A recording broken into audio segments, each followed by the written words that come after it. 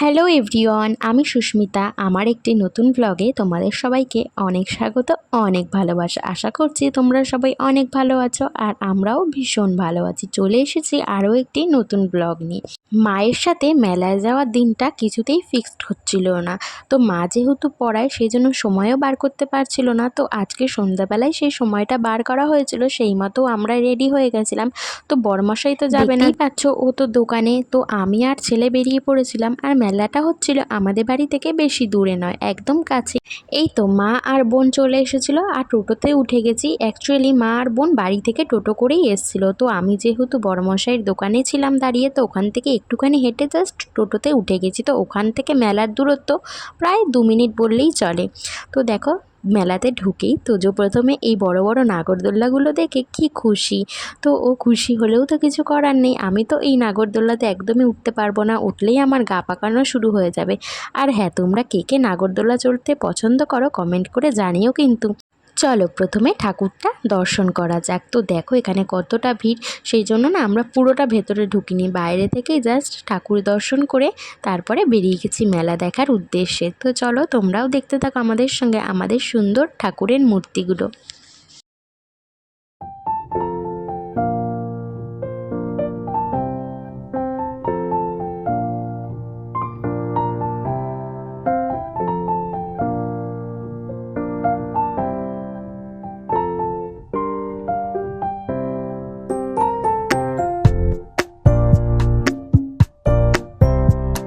আমিও যখন তোজোর মতো এইরকম পুচকো ছিলাম তখন থেকেই মা বাবার সঙ্গে, আর হ্যাঁ আর একজন আছে যার কথা না বললেই নয়, সেটা হচ্ছে আমার মামা, যে আমাকে প্রত্যেক দিন মেলা দেখাতে নিয়ে আসতো আর বিভিন্ন ধরনের রান্নাবাটি খেলনা সমস্ত কিছু কিনে দিত। আমার আজও মনে আছে, এত ছোটোবেলার কথা মনে না থাকলেও একটু বড় হয়েছিলাম যখন, তখন আমি মামার সঙ্গেই বেশি আসতাম।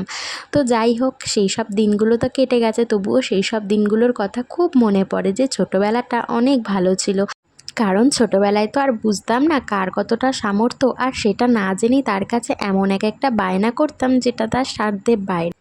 তবুও আজ বলতে পারি যে আমি যেই আবদারগুলো তাদের কাছে রেখেছিলাম, 2 দিন দেরি হলেও তারা ঠিক আমার আবদার পূরণ করেছিল। ছোট থেকে রথের মেলা বলতে এই মেলাটাকেই বুঝতাম আর বারে বারে এইখানেই আসতে চাইতাম। ওই বিয়ের আগে মাত্র নৈহাটির কাঁঠালপাড়া মেলায় 2 থেকে 3 বার গেছি, তাও আমি হয়তো বেশি বলে ফেললাম। তো আমি এই মেলাতেই বেশি আসতাম আর এই মেলাটার সঙ্গে আমার অনেক স্মৃতি জড়িয়ে আছে, যেটা কখনোই ভোলার নয়।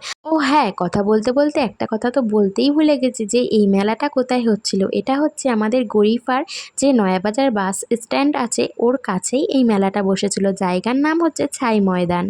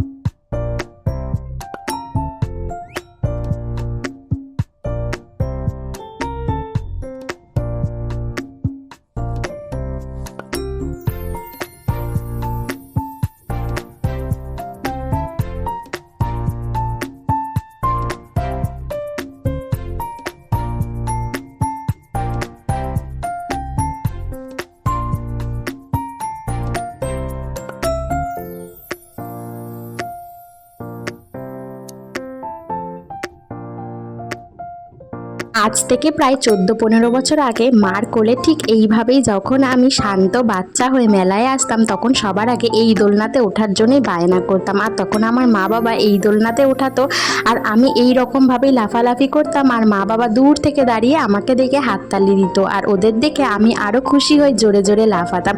তোমরা কে কে আছো যারা পছন্দ করো শুধুমাত্র এই নাগরদোল্লাটাই, আর কোনো নাগরদোল্লা নয়? দেখো আমি বারবার ঘুরে ঘুরে এই দোল্লাটাই দেখছিলাম, কারণ এর সঙ্গে আমার অনেক স্মৃতি জড়িয়ে আছে। আর দেখো এখানে বাবা মাগুলো কি সুন্দর হাততালি দিচ্ছে, আর ওদেরকে দেখে না আমি আমার স্মৃতিচারণ করছিলাম।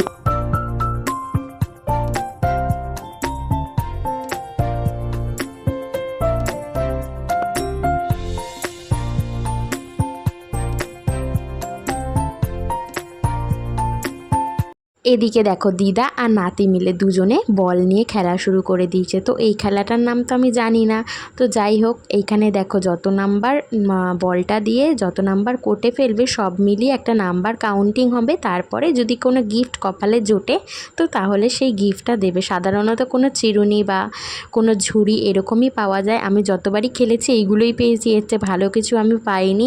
ওখানে যে টিভিগুলো থাকে, সাইকেলগুলো রাখা থাকে, এইগুলো নামেই কেউই এগুলো পায় না সেই রকম, আমি তো যতদূর জানি।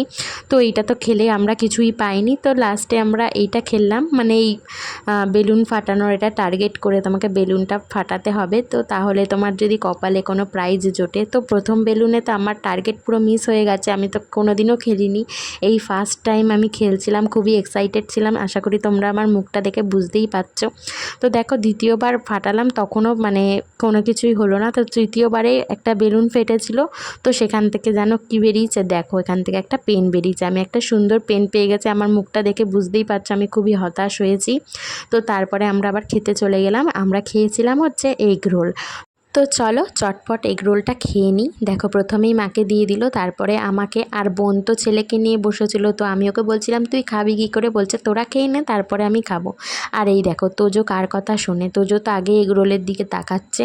তো যদিও বা ওকে দেওয়া হয়নি, তো তারপরে খাওয়া দাওয়া শেষে দেখো মা হচ্ছে তার নাতিকে কিনে দিল হচ্ছে একটা বেলুন। তো বেলুন বলবো না, এটাকে কি বলবো আমি তো নাম জানি না ঠিক। তো তারপরে না আমরা একটুখানি ওইখানে নৃত্য পরিবেশন হচ্ছিল ছোট ছোট বাচ্চাদের, তো সেইটা দেখছিলাম। তো এইখান থেকে আমার বোন হচ্ছে ছেলেকে একটা এরকম লাইটিংওয়ালা পাখা কিনে দিয়েছে, আর এইটা দেওয়ার সাথে সাথে দেখো তোমরা তোজোর কীর্তি এটাকে কি করবে, এমন জোরে ঘুরিয়েছে এক্সাইটেড হয়ে যে ওটার দেহ থেকে মাথা ছিঁড়ে বাদ হয়ে গেছে, দেখেছো অবস্থা ছেলের।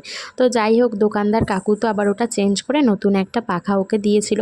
তো তারপরে তো দেখো এখানে জিলিপি কিনতে চলে এসেছি, যেটা না কিনলে মেলায় আসা অসম্পূর্ণ হয়ে যায়। তো এখান থেকে জিলিপি কিনে এবার বাড়ি ফিরবো। তো বাড়ি ফেরার পথে ভাবলাম এবার আমি একটু আইসক্রিম কিনি। তো তারপর এখান থেকে আইসক্রিম কিনে নিলাম, যদিও এখানে সবই আমাদের পাড়ার লোক চেনা জানা, যেমন এই আইসক্রিমের দোকানের যারা ছিল তারাও চেনা জানা, জিলিপির দোকানে যারা ছিল তারাও চেনা জানা। তো সেইখান থেকে তো সবার জন্য আইসক্রিম কিনে মা মার বাড়িতে চলে যাবে, আমি আমার বাড়িতে চলে যাব, দুজনের গন্তব্য দুই দিকে হয়ে যাবে। তো চলো তোমাদের ব্লগটা কেমন লাগলো জানিও। আজকের মতো এইটুখানি, দেখা হচ্ছে নতুন কোনো ব্লগে। এক্ষণের জন্য তোমরা সবাই ভালো থেকো, আর হ্যাঁ ভালো লাগলে অবশ্যই আমার চ্যানেলটা সাবস্ক্রাইব করে দিও। টাটা।